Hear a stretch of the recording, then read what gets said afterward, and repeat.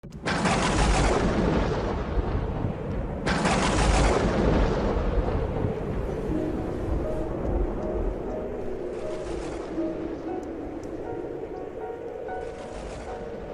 sábado entró Jesús en la sinagoga y se puso a enseñar. Había allí un hombre que tenía la mano derecha paralizada. Los escribas y los fariseos estaban al acecho para ver si curaba en sábado y encontrar de qué acusarlo.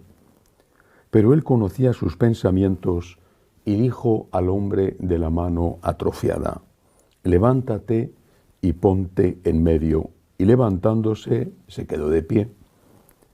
Jesús les dijo: «Os voy a hacer una pregunta.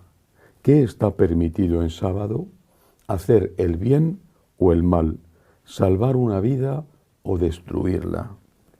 Y echando en torno una mirada a todos, le dijo: «Extiende tu mano».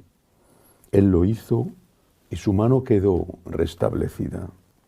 Pero ellos, ciegos por la cólera, discutían qué había que hacer con Jesús. Palabra del Señor. Gloria a ti, Señor Jesús. Hoy la Iglesia celebra la memoria litúrgica de Santa Teresa de Calcuta, la Madre Teresa. En la memoria de muchísimos de nosotros está su rostro arrugadito, está el ejemplo de una vida entregada a los más pobres de los pobres. La única monja, y que yo sepa el único consagrado, hombre o mujer, que ha recibido el Premio Nobel de la Paz. Una persona, una mujer extraordinaria. Pero en su momento, ¿qué hizo de especial a la Madre Teresa? ¿Qué vínculo la unió, por ejemplo, con San Juan Pablo II? Porque los santos, para entenderlos, hay que situarlos en su contexto, lo mismo que las lecturas, el texto en su contexto. La Madre Teresa de Calcuta era monja, había nacido en Albania, era monja de una congregación religiosa dedicada a la enseñanza y había sido destinada por sus superioras a trabajar en un colegio en Calcuta. Lo hacía bien, era una muy buena religiosa. Pero el Señor pedía otra cosa de ella. El Señor la llamó para que empezara desde cero, arriesgando su vida y su honor, recogiendo a los moribundos de las calles de Calcuta, esos moribundos que no tenían a nadie y que eran picoteados aún vivos por los cuervos o comidos aún vivos por las ratas. Ella empezó llevándose al primero que encontró, a un templo hindú abandonado, el de la diosa Kali, un templo de una diosa dedicada a la venganza.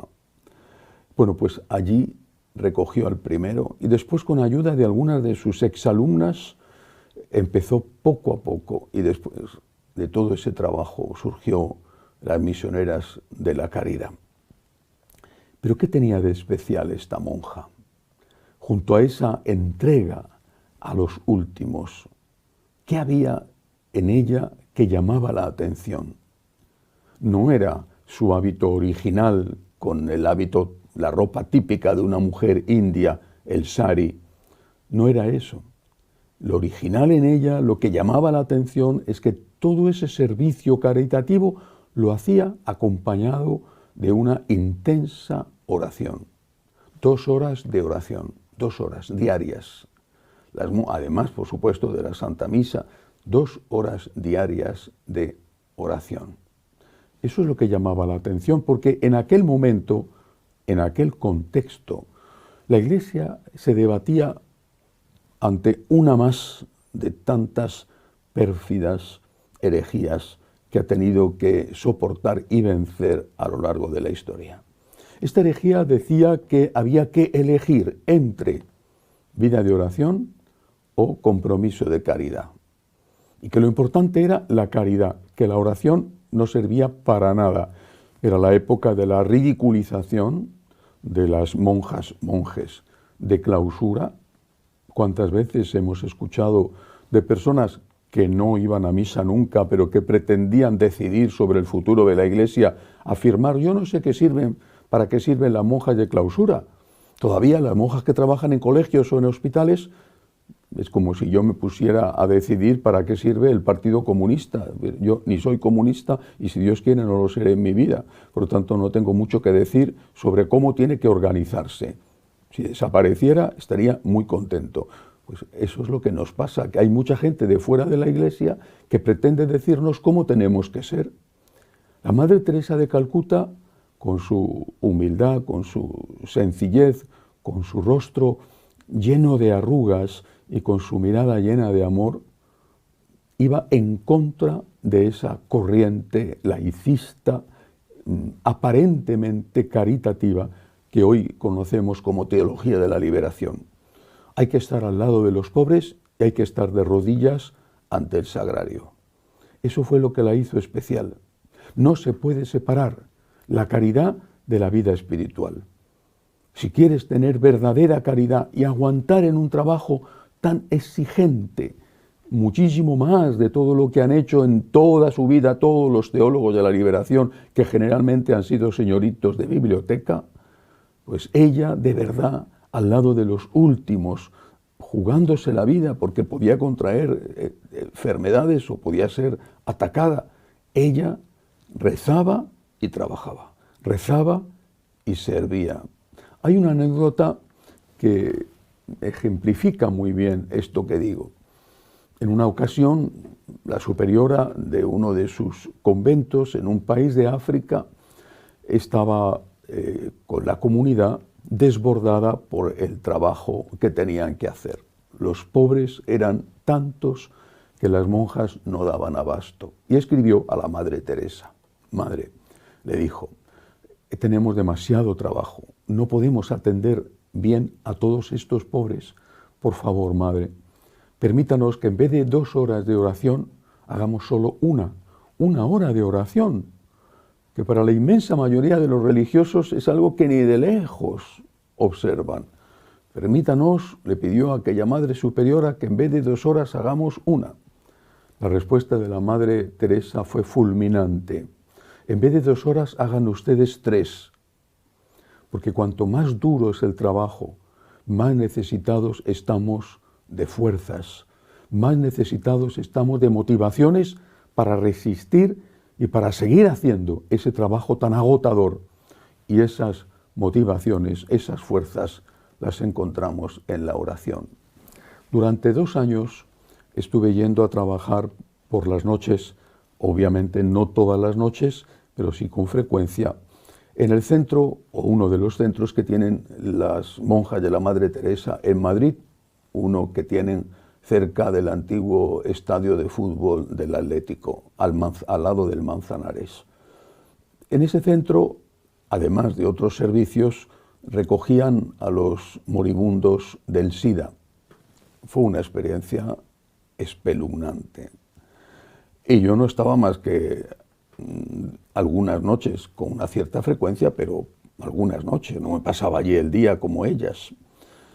En el centro de ese lugar estaba la capilla accesible también a los moribundos.